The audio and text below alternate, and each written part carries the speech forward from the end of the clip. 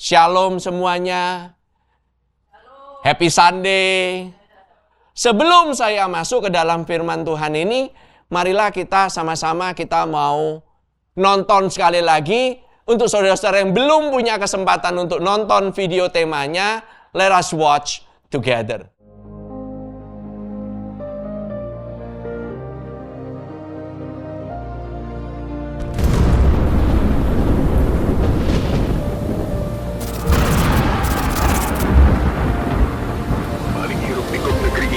Banyak yang terhimpit, uang yang semakin menipis, tubuh yang rapuh, rumah yang kerendam, jalanan yang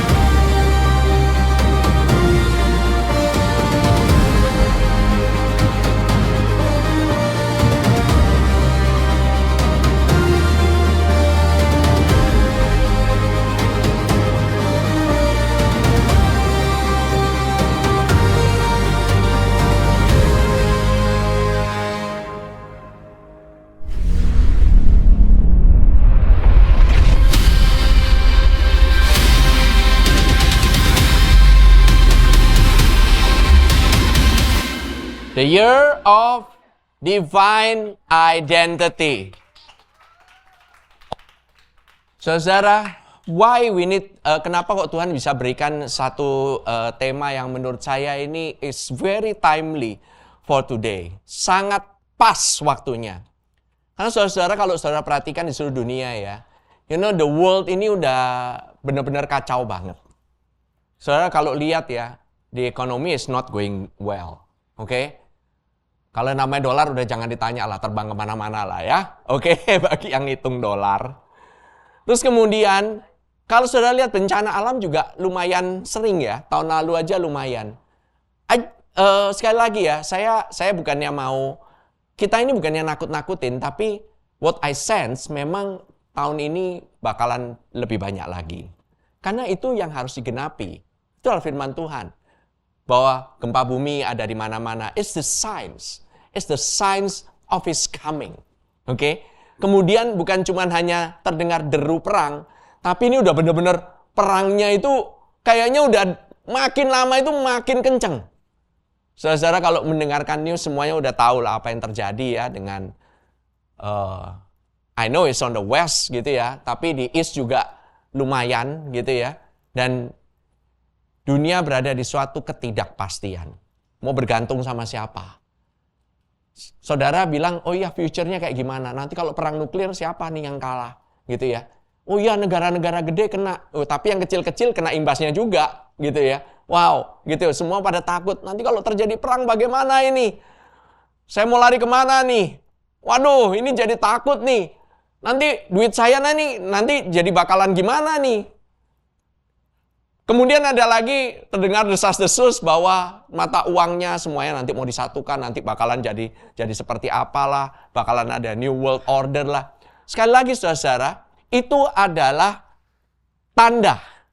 Tapi bukanlah untuk saudara fokus kepada tandanya. Karena Tuhan mau saudara fokus kepada identitasmu. Siapa dirimu? Kamu adalah orang yang diselamatkan oleh Tuhan, dijadikan anaknya, sebagai anak daripada Bapa. Masakan Bapa yang baik gak melindungi anaknya sendiri? Masakan Bapa yang baik dia gak mau menyelamatkan anaknya? Amin. Ya Bapak kan kadang-kadang gitu, ngomongnya sih kenceng gitu ya. Kamu jangan begitu dong, jangan begini, jangan begitu. Kayaknya ngoceh, kayaknya ini. Anak saya by the way ya, begitu katanya kalau mamanya yang ngomong sama papanya yang ngomong itu beda banget gitu.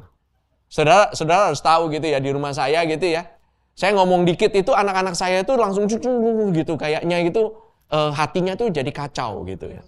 Kayak balonku meletus gitu loh, hatinya jadi kacau. Hatinya begitu kacau gitu ya. Jadi mendadak itu tertegun gitu, nggak bisa ngomong apa-apa. I don't know why, tapi memang beda zaman ya, beda generasi gitu. Kalau saya dulu diomelin gitu, aduh udah makanan sehari-hari dah gitu loh ibaratnya gitu ya. Sampai kitanya udah terlalu kebal gitu. Tapi anak zaman sekarang itu memang benar itu, sangat mementingkan rasa aman dalam dirinya, rasa aman di dalam perasaannya. Dan ini saya harus katakan sekali lagi bahwa rasa aman itu tidak bisa didapatkan selain di dalam Yesus Kristus kita. The only secure way untuk teman-teman semuanya, terutama anak-anak muda gitu ya. The only secure saudara bisa merasakan aman, yaitu di dalam Kristus Yesus. Waktu saudara lihat Kristus Yesus, emosimu juga jadi stabil. Emosimu nggak naik dan turun. Karena Tuhan Yesus Kristus kita, Dia tidak akan membiarkan kamu, Dia tidak akan meninggalkan kamu, dan Dia nggak mau kamu itu mengalami ketakutan. Amin. Dia nggak mau kamu itu mengalami bahwa kamu itu perasaannya kayak ditinggal, nggak bisa apa-apa. Kemudian kamu bakalan overthinking gitu ya. Nggak bakalan dibiarin kayak begitu, saudara. Dia nggak mau kamu itu muter-muter, malam scrolling nggak habis-habis gitu ya. Kayaknya nggak ada solusi, kayaknya hidup kayak begini aja, kayak gitu. Nggak, saudara. Karena Kristus Yesus, Dia selalu ingin menemanimu. Dia tidak pernah meninggalkanmu sama sekali. By the way, the year of divine identity ini, kemarin saya udah bilang bahwa mulanya dosa itu bukan dimulai dari tindakannya. Dosa dimulai dari identitas yang mempertanyakan, kenapa Tuhan nggak ngasih? Kenapa? Why? Mempertanyakan Tuhan. Dimulai dari nggak percaya sama Tuhan. Bukan mulai dari the act of eating, tapi mulai dengan mempertanyakan kebaikan Tuhan. That's why waktu Yesus dicobai, itu yang pertama kali dipertanyakan, itu adalah identitasnya Yesus. Saudara, waktu Tuhan Yesus, ini by the way, it's not in the script, it's not in my sermon. Ini bonus.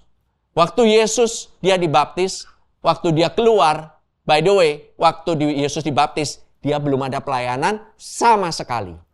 Waktu belum ada pelayanan, Bapa sendiri berkata apa? Inilah anakku yang kukasihi. Kepadanya lah aku berkenan. Saudara, waktu iblis mencobai Tuhan Yesus, setelah itu kan Dia dibawa ke padang gurun. Dia pergi ke padang gurun, berpuasa selama 40 hari untuk dicobai. Kata pertama yang dikeluarkan oleh iblis, by the way, iblis yang mancing duluan, selalu. Dia itu selalu kasih pancingan. Makanya jangan gampang kepancing gitu sama iblis. Oke? Dia kasih pancingan. Pancingannya sama. Dari zamannya Yesus sampai sekarang sama umpannya. Yaitu apa? Jika engkau anak Allah. Tahu nggak ada yang dikurangin? Kata apa? Beloved. Kan Bapak bilang, engkaulah anak yang inilah anakku yang kukasihi. Kata kukasihinya di korting. Itu sangat amat besar bedanya. Jadi, Dia ingin kau meragukan identitasmu terlebih dahulu. Apakah benar kamu dikasihi? Apa benar kamu itu anaknya? Kelakuanmu nggak kayak anaknya? Ya kan? Selalu dipertanyakan. Dan dia bergerak melalui emosi. Banyak bergerak melalui emosi. Ada 4 aspek ya by the way. Emosi, imajinasi, memori, dan intelligent. 4 aspek ini dalam jiwamu ini akan selalu digoyang. Terus sama iblis dipertanyakan. This is your identity. Makanya saudara harus, waktu saudara melihat kemarin kita ngobrol-ngobrol ya. Waktu lagi hari Jumat, waktu lagi libur, saya ngobrol-ngobrol sama my family.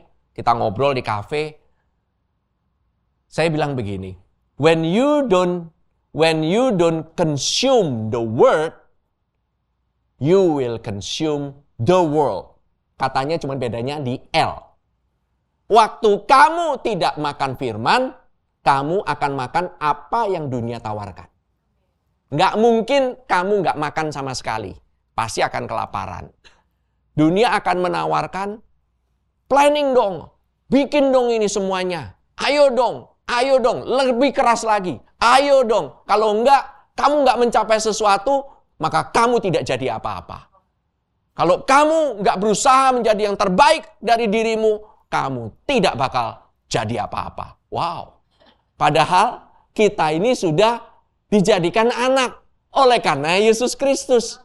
Tapi kita dipertanyakan terus. Dunia akan selalu mempertanyakan performance. Iblis, jadi the performance itu dijadikan satu sama identitas. Kalau kamu tidak perform, maka siapa diri kamu? Mau jadi apa? Ya kan? Nah, saudara, pertanyaan mengenai identitas ini, yaitu selalu kemarin ayat utama yang kita pakai itu, yang saya pakai di dalam kitab Roma, yaitu kitab Roma pasal 8 ayat yang pertama. Demikianlah, sekarang tidak ada penghukuman bagi mereka yang ada di dalam Kristus Yesus. Waktu saudara melihat bahwa tidak ada lagi penghukuman di dalam Kristus Yesus, artinya di dalam Kristus Yesus, kalau kamu ada di dalam Kristus Yesus, itu adalah syarat yang cukup. Lebih daripada cukup untuk membuat engkau tidak dihukum. Cuman itu aja, nggak ada embel-embelnya. Ada di sini dikasih syarat. Demikianlah sekarang tidak ada lagi penghukuman bagi mereka yang ada di dalam Kristus Yesus. Yang hidupnya juga benar lah. Kalau hidupnya kurang benar, ya bisa aja dihukum kan, meskipun kamu dalam Kristus Yesus. Ada nggak? Nggak ada. Pertanyaannya, siapa yang nambah-nambahin? Yang udah pasti, banyak yang khotbah, yang nambahin juga. Ya itu kan manusia. Supaya apa? Kalau enggak, kalau cuma dikatakan, demikianlah sekarang tidak ada lagi penghukuman dalam Kristus Yesus, kalau gitu selama-lamanya nggak pernah dihukum. Nah itu kan pertanyaan kan? Cuman di dalam Kristus Yesus toh, nggak bakalan dihukum. Yang benar, segampang itu. Kalau kamu berasa kuat, kalau kamu berasa jago, Injil nggak akan ada gunanya untuk kamu. The gospel is of no use. Tapi bahasa yang lebih tepatnya adalah Christ has no effect. Nggak ada efek sama sekali. Christ becomes, saya campur bahasa Indonesianya, ban serep. Tahu ban serep? Udah jalan gitu ya. Wah, ya kan? Puji Tuhan, saya berhasil melakukan ini. Wah, saya berprestasi melakukan ini. Luar biasa ini ya. Saya lumayan juga ya. Saya punya resources semuanya gitu ya. Ban meletus satu jeder gitu ya. Masih ada serep kok. Masih ada serep. Ya, ada Kristus. Kemana-mana, kalau misalnya lagi kepepet, datang ke Kristus saja. Kalau kepepet. Kalau nggak kepepet, nggak usah. Selama saya bisa, kenapa saya mesti pakai Kristus? Kan itu ban serep. Tahu ban serep kan? Saudara pernah periksa nggak ban serep saudara? Ada gitu orang yang rajin banget periksain ban serepnya. Ya saya tahu lah ya. Tapi saudara tahu nggak ya? Biar gimana pun, Yesus itu baik banget. Meskipun saudara nggak ingat dia tetap ingat saudara. Saudara merasa nggak perlu di-cover kan? Karena saudara kan robos terus ke depan kan? Jalan aja terus gitu. Kalau bisa jangan lihat ke belakang. Terus saja terabas saya ke ini. Lihat ke belakang, cuman kalau lihat-lihat jangan sampai ada orang yang ngejar saya ya. Jangan sampai ada orang yang ngejar saya ya. Tapi tahu nggak Tuhan Yesus cover depan dan belakang? Jesus covers your front end and your rear end. By the way, ini semua nggak ada di skrip. Saya khotbah, catatan saya nggak ada by the way. This is something yang saya rasakan in the spirit gitu ya. Bahwa Tuhan Yesus itu, waktu dia ada Waktu saudara memasuki tahun yang baru, tahun yang lalu itu di-cover sama Tuhan Yesus. Tahun yang akan datang pun di-cover sama Tuhan Yesus Kristus. Why do you have to worry? Saudara bilang, iya, karena saya orangnya OCD. By the way, ini saya ngomongin diri saya nggak ngomongin saudara ya. Saya ngomongin diri saya, jangan baper. Saya orang OCD. Saya dikit lihat, anak saya tahu banget. Saya punya peliharaan di rumah banyak. Saya minta tolong anak saya benerin. Saya minta tolong anak saya untuk kasih makan. Begitu cara makannya nggak bener. Why? Why begitu? Kenapa begini? Anak saya udah saudara bilang saudara OCD. Bapak kita di sorga, tadi ada lagunya. Sehelai rambut aja itu jatuh. Dia tahu. Saudara emang tahu yang OCD? Nggak bakal. Se-OCD-OCD-nya saudara, kalau rambutmu jatuh, nggak ada yang pernah tahu. Orang paling OCD sedunia pun tidak akan pernah tahu kalau rambutnya jatuh.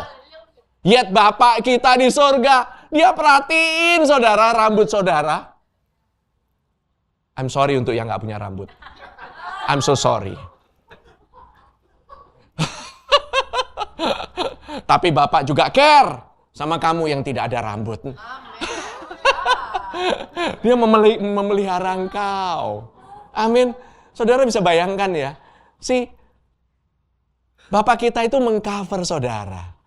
That's why the identity is very important, saudara.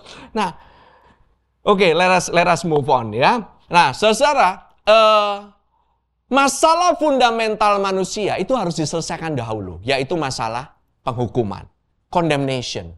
This is the start of your identity. Dari kitab Kejadian pasal yang pertama sampai kitab Roma pasal 1 yang ke-7 berbicara mengenai hal ini. Sebab itu Roma 5, the whole Roma 5, kalau saudara bisa ulang-ulang kitab Roma pasal yang ke-5, melalui Kristus, melalui Dia, di dalam Kristus, di dalam Dia, oleh Kristus, oleh Dia. Wow, hidupmu tahun ini pasti berubah. Saya tadi ngerasain gitu ya. Ada orang-orang di tempat ini. Tuhan bilang, maksudnya itu kasih impresi dalam hati saya. Ada orang-orang di tempat ini yang begitu fokus kepada apa yang diberikan oleh Tuhan dalam kehidupan mereka selama tahun ini. Terutama mengenai the year of divine identity. Dan mulai start makan daripada firman itu. Tidak peduli, engkau telat bacanya pun, tapi engkau mulai makan. Hidupmu tahun ini akan berputar 180 derajat. Engkau akan mulai melihat terobosan yang engkau nggak pernah lihat di tahun-tahun sebelumnya. Waktu engkau mulai bergantung kepada firman, engkau mulai bergantung makan dari firman. Wow, semuanya yang dari dunia itu lepas mendadak.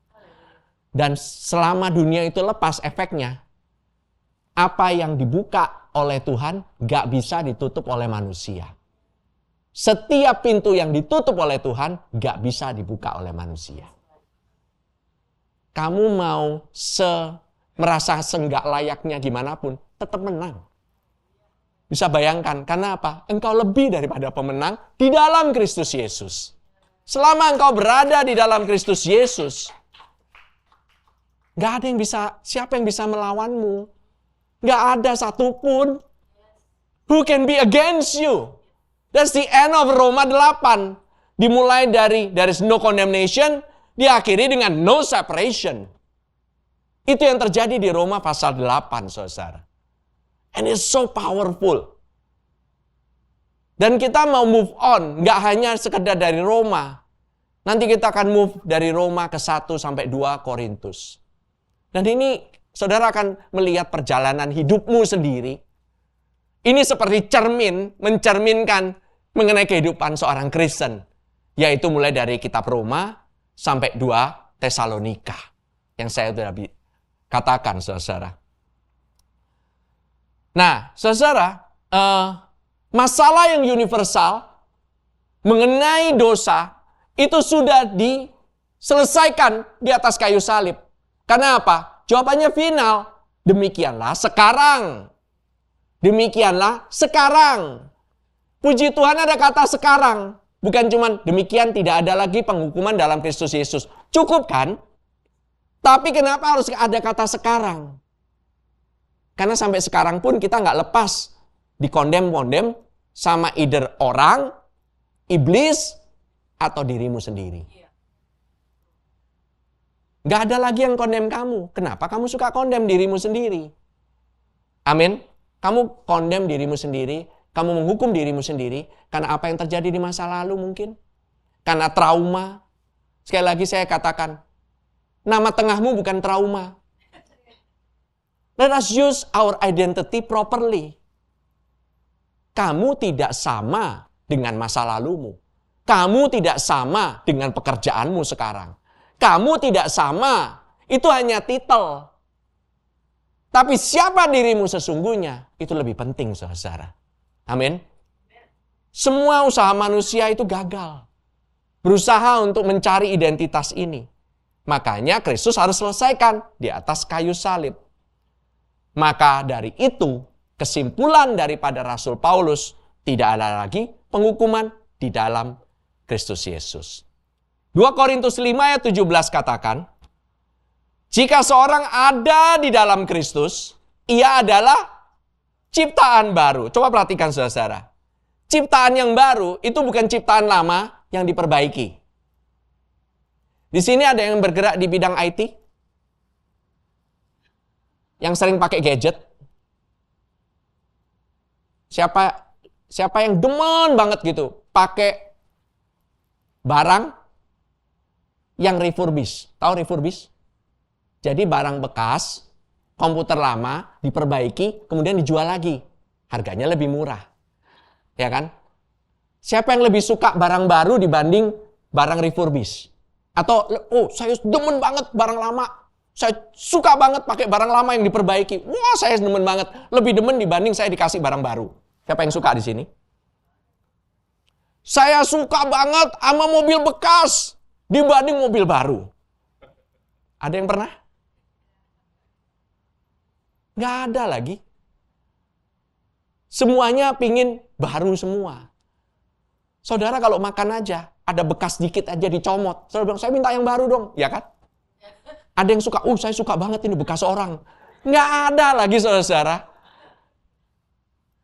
Yang namanya barang udah bekas, saya ngomong lagi lebih tepatnya lagi. Yang namanya makanan sudah basi, saudara angetin, itu menjadi makanan basi yang anget. Oke, sekali lagi. This is a new quote by the way ya, multimedia team. Makanan basi yang diangetin tidak menjadi makanan yang baru. Tapi jadi makanan basi yang anget. Saudara mau mencoba memperbaiki ciptaan lama, yaitu Adam. Tidak bisa, saudara. Bapa di surga, dia harus berikan anaknya yang tunggal, yang dikasihi. Supaya setiap orang yang percaya kepadanya tidak binasa. Itu baru Injil. Artinya apa? Manusia nggak mampu untuk memperbaiki dirinya sendiri. Kamu coba deh perbaiki dirimu sendiri. Banyak orang mencoba self-improvement. Yang terjadi adalah balik lagi ke yang lama lagi. Basi kan? Lebih anget sih, cuman tetap basi. Nggak ada.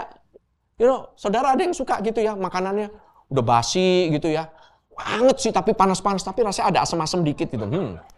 A little bit tangy ya. Ada spicy and tangy gitu. Nggak ada lagi saudara, makanan basi ya basi. Saya paling sensitif banget sama makanan basi gitu. Begitu ini ayam baru dimasak kenapa bau kayak begini gitu ya. Saya tuh suka bilang, ini ayamnya nggak bener atau masakannya memang ada asemnya atau gimana? Saya suka bertanya-tanya gitu. Benar nggak? Ibu-ibu yang suka masak, ya kan? Mungkin ayamnya udah pernah dari kemarin sayang, sayang, ya kan? Pasti sayang. Begitu sayang dimasak, asem ternyata. Dimasaknya padahal enak, lu udah tutupin banyak bumbu. Saudara, dirimu sendiri, kamu coba tutupin pakai banyak bumbu. Percuma. Baunya akan tetap ketahuan. Yesus bisa melihat sampai ke dalam. Kalau orang yang tahu, wah kayaknya depannya seru ya, kayaknya wah keren ya caranya ini. Tapi dalamnya kosong, percuma. Percuma. Amin. Hari ini saya ketampol-tampol. Saya sendiri. Sekali lagi, manusia lama, in Adam, gak bisa di-upgrade. Yesus harus end line-nya Adam sampai terakhir dan become the second. Dia bukan the last Adam, but become a second man. Manusia yang kedua, yaitu manusia baru. Ciptaan yang baru, saudara. Tuhan nggak pernah intent, nggak pernah berpikiran untuk memperbaiki Adam. Dia itu udah kepingin ending secepatnya. Tapi butuh waktu beratus-ratus tahun. Why? Karena rencana penyelamatan ini tidak ada yang tahu kecuali Tuhan sendiri. Bahkan iblis pun nggak tahu. Itu ada firman-Nya, saudara. Nanti saudara akan belajar sama-sama. Manusia yang lama itu udah mati, saudara, bersama-sama dengan Kristus. It has to die. Harus mati.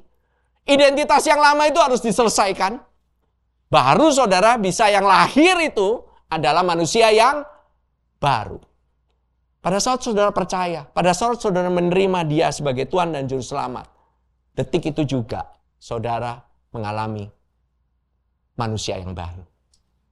Segampang itukah, Pastor? Yes, segampang itu. Injil itu terlalu mudah untuk diterima. Tapi bukan berarti Injil itu murahan. Never cheap. Itu dibayar dengan darah yang sangat mahal. Amin.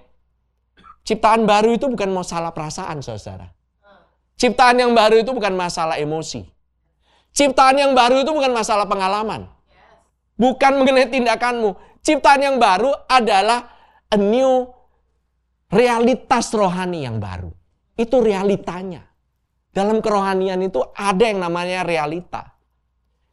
Kamu tidak akan menjadi ciptaan yang baru karena kamu merasa berubah. Enggak. Tetapi kamu merasa berubah karena kamu percaya bahwa kamu adalah ciptaan yang baru. Jangan dibalik lagi. Kadang-kadang kita merasa, aduh kayaknya saya ini sebagai ciptaan baru, saya harus berubah ya. Saya harus berubah ya. Kalau kamu udah dikasih titel yang baru, kamu akan berubah, saudara, dengan sendirinya. Amin. Saudara, Paulus itu berkata, yang lama, sudah berlalu. Artinya sudah berlalu itu apa? Past tense atau present tense atau future tense. By the way, yang bahasa Inggris ya. Past, present, atau future? Past. Sudah kan? Sudah berlalu atau akan berlalu? Apakah sedang berlalu? Apakah perlahan-lahan berlalu? Kenapa orang selalu bilang, kamu ayo dong berubah menjadi ciptaan yang baru dong. Orang selalu khotbahnya, ayo dong, kita mau berubah dong. Menjadi lebih lagi di dalam Kristus. Apakah benar? Ini saya mau dismiss mitos-mitos. Atau jargon-jargon. Atau perkataan-perkataan yang kita sering pakai secara biasa aja. Dan kita pakaiin ke orang lain. Jarang kan kita pakai untuk diri sendiri. Kalau ngeliat orang lain gak berubah, ayo dong kamu dong, berubah dong. Kamu kan ciptaan yang harus berubah menjadi ciptaan yang baru. Loh, dia udah ciptaan yang baru. Ngapain dikutak-kutik? Ya kan? Kita terlalu gampang nuntut perubahan, terutama orang lain. Kalau diri sendiri, oh ntar dulu. Kasih dong saya, kasih karunia. Kasih dong saya waktu. Orang lain jangan dikasih waktu. Kalau bisa berubah sekarang. Ya kan? Kamu bilang kamu fair kan? Nggak fair juga kita. Amin. Tuhan itu nggak pernah lihat kamu itu double identitas. Kamu ciptaan lama, dan kamu juga ciptaan yang baru. Kadang-kadang jadi ciptaan lama nih. Kalau lagi pikirannya sedeng, dia akan jadi ciptaan lama. Tapi kadang-kadang dia benar nih pikirannya. Udah kayak ciptaan yang baru. Jadi sebenarnya dalam kamu itu ada dua nih. Ciptaan lama sama ciptaan baru, jadi satu. Nggak bisa, saudara. Amin.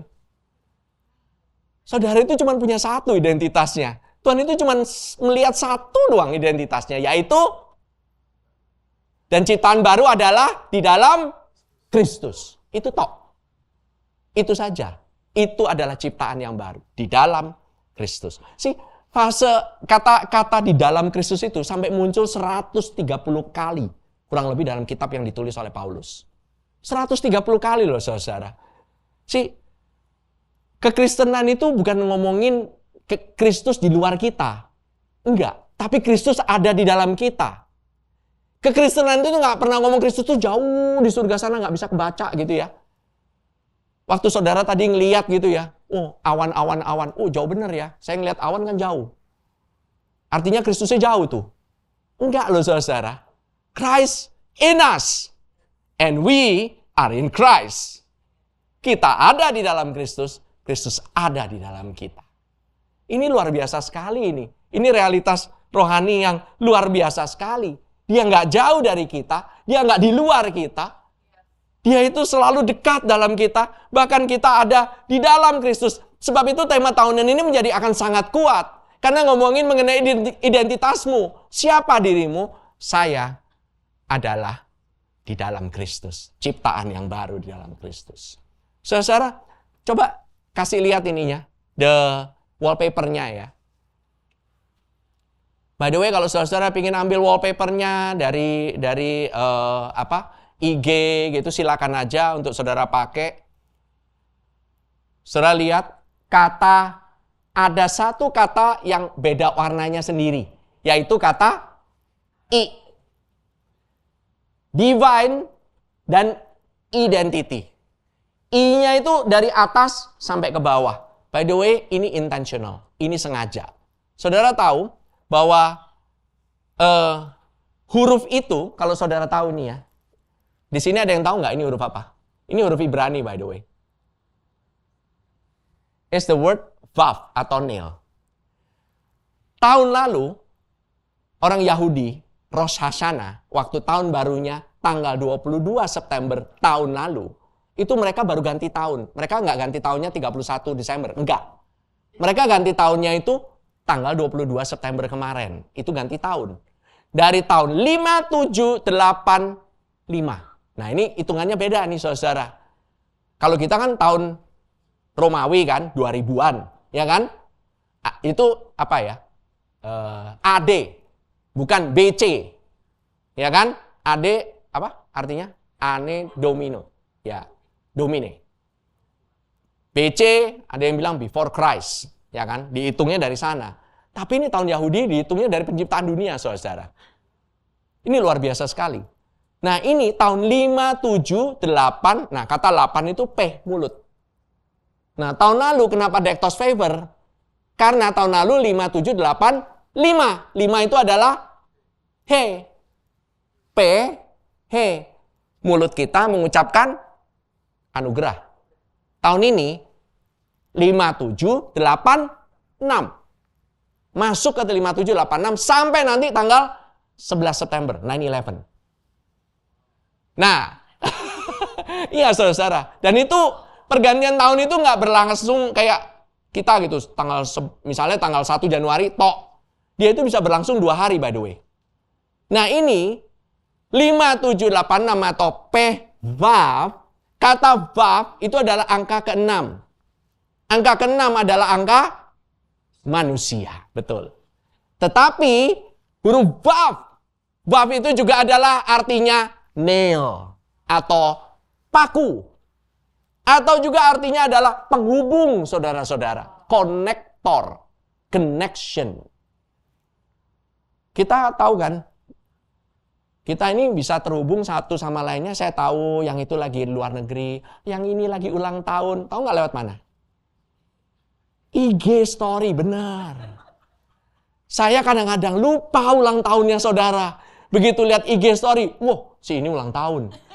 Wow, secepat itu rupanya orang kalau ulang tahun begitu posting, saya tahu. Oh, yang ini suka main padel, yang ini suka ngerumpi sama ibu-ibu, yang itu, yang ini suka piara binatang gitu ya. Yang itu suka ngapain, suka makan-makan. Kalau isinya punya saya algoritmanya, makan semua saudara. Makanan, kuliner gitu ya. Kadang-kadang ada reptil gitu ya. Itu isinya kayak begitu semua. Mereka itu apa? Berusaha untuk menghubungkan satu dengan yang lainnya. There is a connection. Ada suatu relationship. Ada suatu hubungan. Karena Tuhan, dia mati untuk hubungan saudara-saudara. God has to be nailed on the cross. Dia harus dipaku di atas kayu salib, ditolak surga, ditolak oleh bumi, supaya saudara diterima dengan tangan yang terbuka oleh Bapa, diterima oleh surga, diterima juga di atas permukaan bumi. That is the gospel. Itulah Injil, saudara.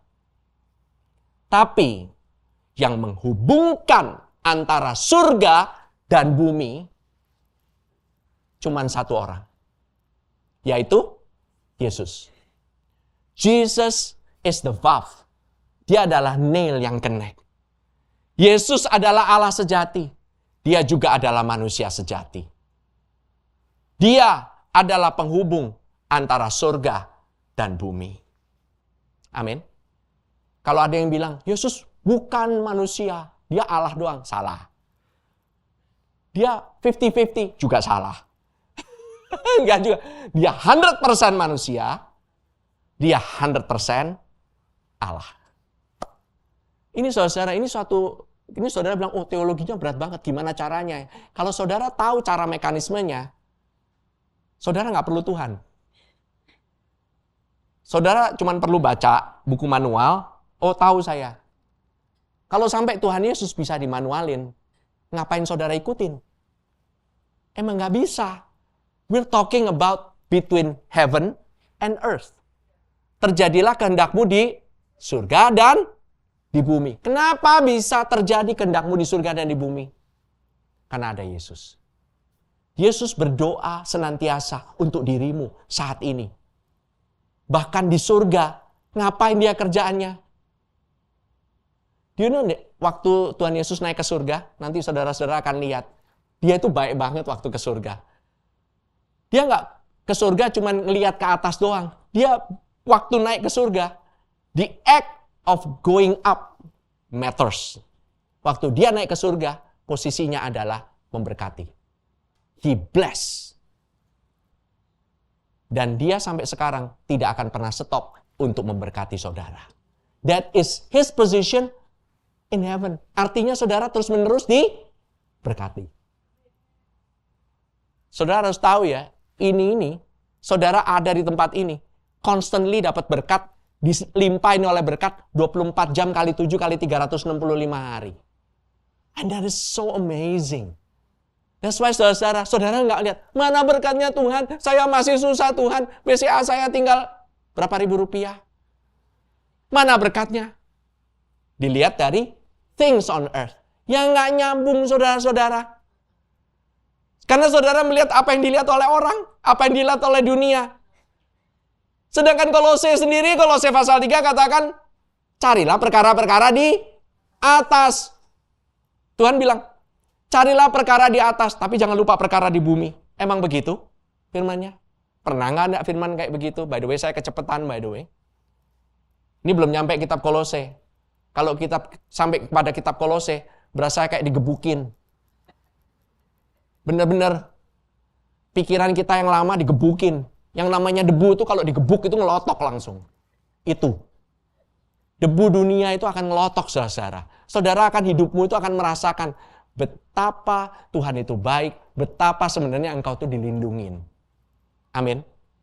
Gak dapat proyek, bukan berarti proyekmu gagal.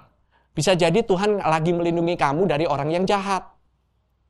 Bisa jadi loh saudara-saudara. I tell you. Saya sering dapat kayak begitu. Lagi tengah-tengah, lagi jalan mau tender gitu ya. Bisa dibatalin punya saya. Tapi habis itu udah berapa lama gitu ya. Saya baru tahu ternyata customer-nya gak bener. Wow. Bukankah itu perlindungan Tuhan? Tapi pas lagi butuh-butuhnya saya butuh proyek. Aduh Tuhan, kenapa sih kayak beginian aja gara-gara satu permasalahan dia bisa nggak mau jadi sama saya. Ngoceh. Apa karena saya kurang persiapan ya? Apa karena saya kurang favor ya? Jangan-jangan saya absen healing night, makanya saya nggak dapat tuh proyek. Mungkin. Wah, saya miss love nih. Saya ini nggak datang ke love. Besokannya gitu saya ujian itu gagal. Fail semuanya. Fail. See, the thing is, kamu itu nggak sedang berusaha mendekat kepada Allah. Kamu itu sudah terhubung secara permanen di dalam Kristus. Sudah connected secara permanen. Udah nggak bisa dicabut lagi, saudara. Itu nailnya itu udah ketancap. Nggak bisa dicopot-copot. Kenapa? Nailnya itu Yesus sendiri. Dia yang menghubungkan antara saudara dengan identitasmu. Dia yang megangin, saudara.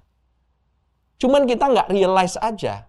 Karena salib itu bukanlah, tidak pernah menjadi simbol usaha manusia. Salib itu adalah simbol koneksi yang sudah selesai. It's the perfect connection. It's the perfect vow. Amin. Sekarang saya masuk sedikit lagi ya. I need more time. So, Roma 12 ayat yang kedua. Kamu kan bilang kan, biasanya, ya pastor, saya udah tahu pastor, saya ini ciptaan baru pastor, udah capek-capek gitu ya. Gimana ya caranya saya bisa berubah tapi pastor gitu ya.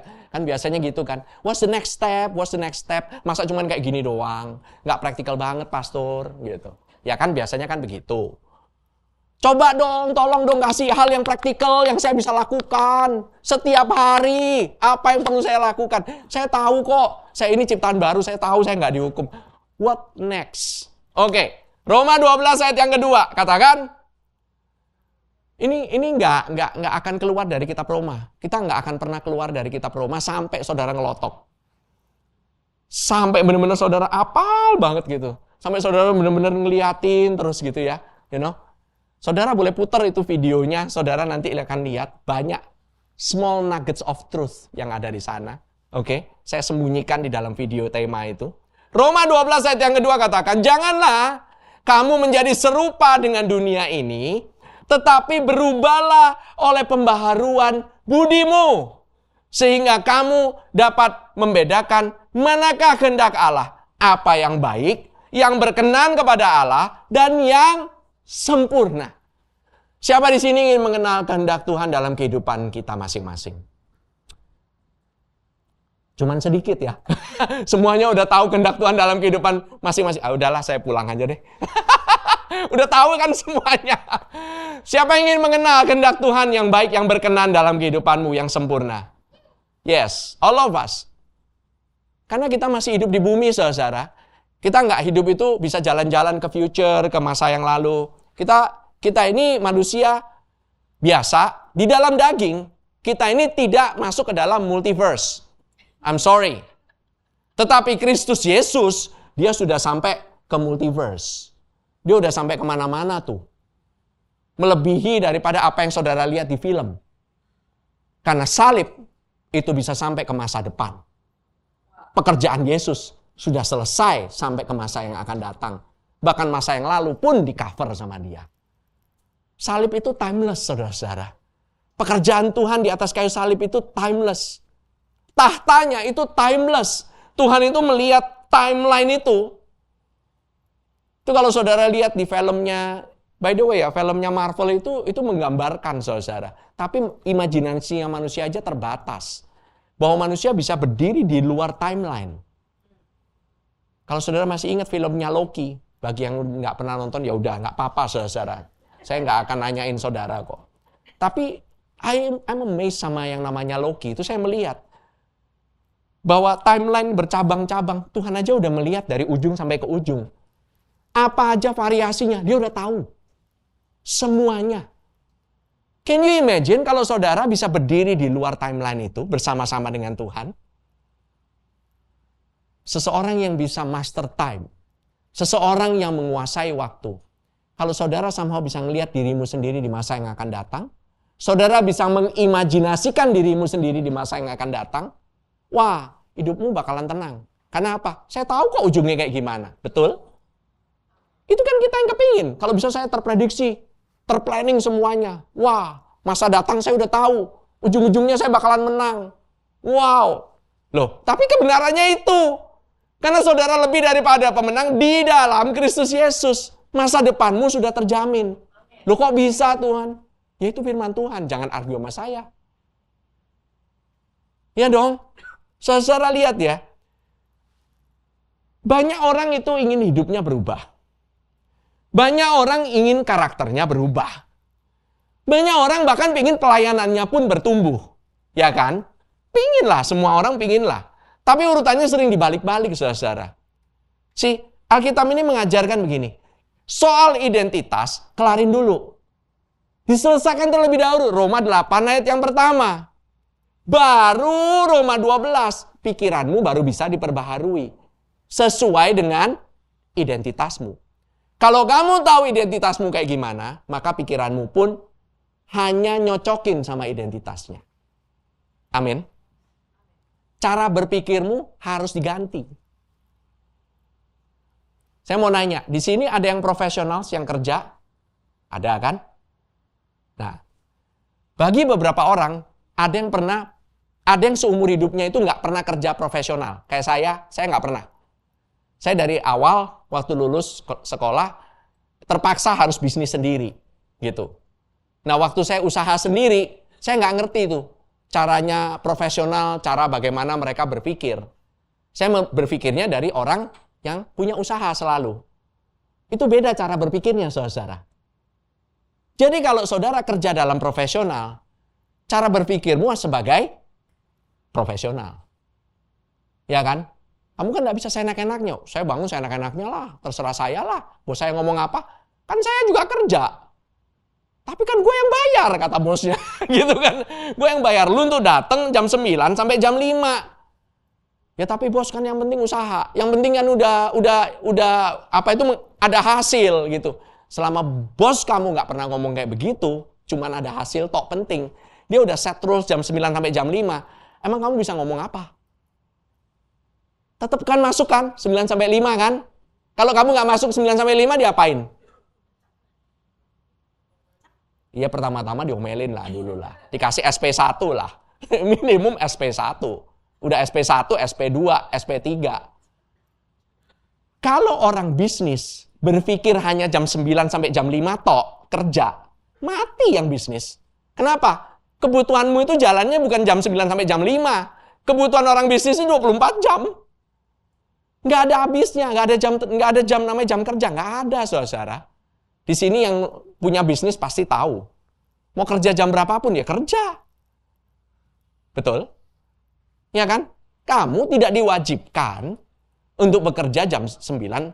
Bagi orang yang profesional, nggak wajib untuk bekerja di luar itu. Kalau kamu bekerja di luar jam kerja, itu bonus lah.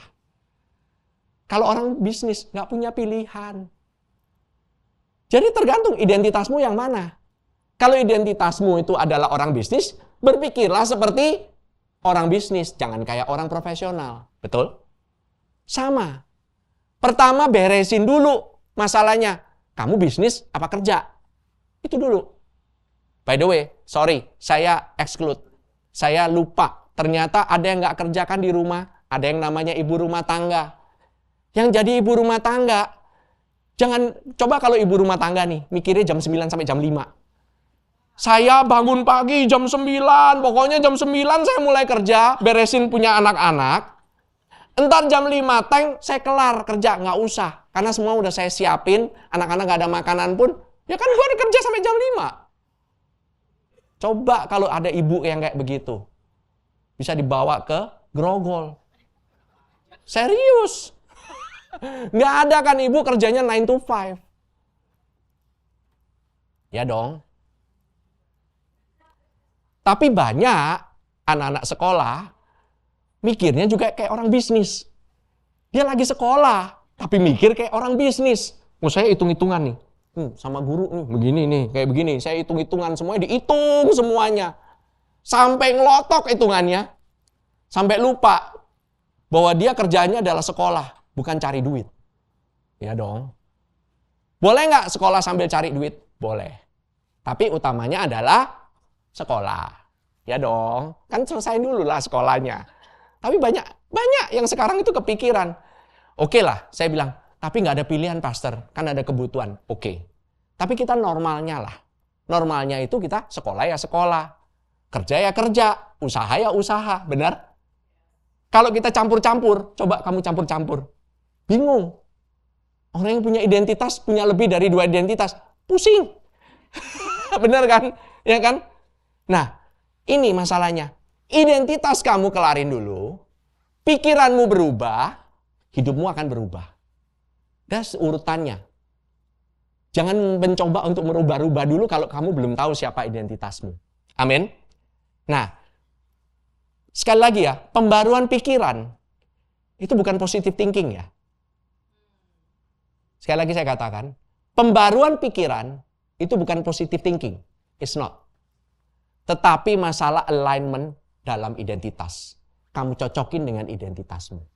Pikiranmu harus selaras dengan identitasmu. Amin. Injil tidak katakan, lakukan lebih baik. Tidak. Itu bukan perkataan Injil. Injil selalu perkatakan, sudah selesai. Always, it is finished. Kamu tidak memperbarui pikiran supaya kamu menjadi ciptaan yang baru. Bukan caranya demikian, saudara. Gimana ya pastor jadi ciptaan baru? Berubah dong pikirannya. Enggak. Kamu memperbarui pikiran karena kamu sudah ciptaan baru. Saya katakan sekali lagi ya. Kamu tidak memperbarui pikiran untuk menjadi ciptaan baru. Tetapi kamu memperbarui pikiran karena kamu sudah ciptaan yang baru. Selaras, saudara. So, bagaimana aplikasi praktisnya untuk kehidupan pribadi kita masing-masing? Stop menyebut dirimu dengan label manusia lamamu. Jangan kamu label-label, saya orang yang gagal. Saya dulu pernah gagal. Saya kayak begini. Stop. Saya dulu pernikahan saya pernah nggak baik. Ini saya pernah nggak baik. Usaha saya pernah kayak begini. Jangan menyamakan dirimu dengan traumamu. Kedua, berhenti hidup dengan rasa bersalah. Aduh, buat kesalahan lagi. Aduh, stop lagi, stop. Stop that kind of thinking. You have to start with a new mindset. Kamu itu adalah ciptaan yang baru. Yang lama sudah berlalu. Move on. Mulai hidup dari kebenaran Injil. Jangan hidup berdasarkan apa yang dunia katakan. Hidup dari firman. Apa yang firman katakan tentang dirimu, itulah dirimu. Oke, untuk anak-anak muda bagaimana? Identitasmu bukan ada pada prestasimu, by the way. Kamu mungkin merasa, aduh, saya pernah gagal sekolah. That's not your identity. Oke, itu adalah suatu kesalahan. Itu adalah suatu kegagalan. Tapi kegagalan is not your middle name. Sekali lagi. Kedua, hidupmu, untuk anak-anak muda terutama, jangan hidup dari likes ya. Likes di Instagram itu tidak sama dengan identitas. Semakin banyak likes, wah, identitas saya, saya berjalan di atas awan nih. Wah, like saya banyak. Siapa nih nge-like saya? Si ini lu nge-like. Si ini lu nge-like. Ketiga, jangan hidup karena manusia yang menerima dari penerimaan manusia. Sometimes kamu itu hidup hanya dari approval-nya orang. Kalau kamu nggak di-approve, kamu nggak hidup. Sometimes itu hal yang simple, tapi banyak di antara kita jatuh. Ini bukan hanya anak-anak muda. Banyak di antara kita hidup harus diterima dulu sama orang. Baru saya benar hidupnya. Enggak, saudara. Kamu itu sudah dibenarkan. Sebab itu, kamu dapat favor dari orang. Amin. Bagaimana dengan pelayan-pelayan dan pemimpin-pemimpin? Pelayanan tidak memberikan identitas. It's not ministry, doesn't equal identity. Never. Amin. Jangan kamu nyamakan dirimu itu dengan pelayananmu. Jangan. Oh, saya seorang pastor. Kalau saya nggak pastor, jadi apa? Ya, saya adalah anak yang dikasih oleh Tuhan kan? Tetap kan? Gitu loh. Bener dong? Gitu. Kedua, identitasmu itu akan menopang pelayananmu. It will always boost your ministry. Bergerak saudara-saudara dari identitasmu yang sejati. Kemudian pada saat kamu pelayanan, pada saat kamu melakukan pekerjaanmu, you work from rest, not from stress. Jangan mulainya udah stres duluan. Aduh nanti gimana nih? Aduh nanti gimana? Rest, saudara-saudara. Rest, why? Karena Kristus sudah selesaikan permasalahanmu di atas kayu salib. You work, you minister people from rest. Kalau kamu hidupnya terus stres melulu, terus-menerus hidup dari stres, ke stres, ke stres. Saudara tahu itu hidup itu berasanya nggak enak. Kenapa? Tensi naik terus. Gula darah naik. Tekanan darah naik. Asam urat naik. SGPT, SGOT nggak bagus. Kolesterol naik. Nggak enak saudara. Seharusnya yang naik itu berkatnya, bukan kolesterolnya kan.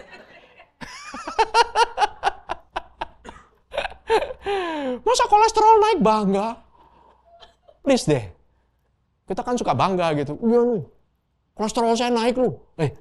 Please lah. Jangan samakan dirimu dengan angka kolesterolmu.